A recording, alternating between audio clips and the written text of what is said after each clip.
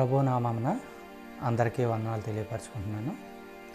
ఈరోజు దేవుని వాగ్దానం ఏమనగా, కీర్తనలు 17వ అధ్యాయము 6వ వచనము.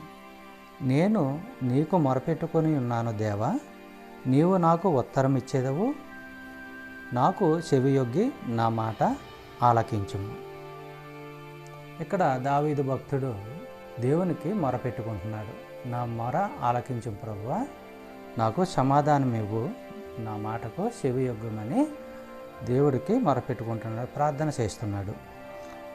మన హృదయంలో పాపం నిలిచి ఉంటే మనము ఎంత ప్రార్థన చేసినా కానీ మన ప్రార్థనకు జవాబు దొరకదు.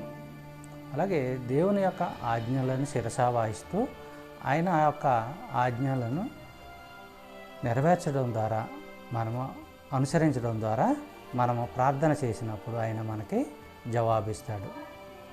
దేవునికి విరుద్ధంగా మనం నడుచుకున్నట్లయితే మనము ఎంత పాపం చేసినా కానీ మనకు సమాధానము దేవుని దగ్గర నుండి దొరకదు.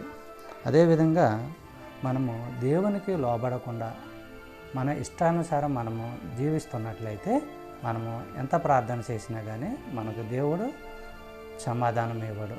దేవునికి ఇష్టమైనవి మనం చేయాలి. అంటే ఆయనకి ఇష్టమైన పనులు ఏంటంటే ప్రేమ, నమ్మకము ద్వారా, లేక ప్రేమ ద్వారా నమ్మకమైన వాటిని మనము కలిగి ఉన్నట్లయితే, దేవుని పట్ల మనం నమ్మకం కలిగి ఉన్నట్లయితే దేవుడు మనకి సమాధానం కలుగజేస్తాడు, మన ప్రార్థనను ఆలకిస్తాడు. చెప్పబడిన వాగ్దానము దేవుడు దీవించి ఆశీర్వదించును గాక.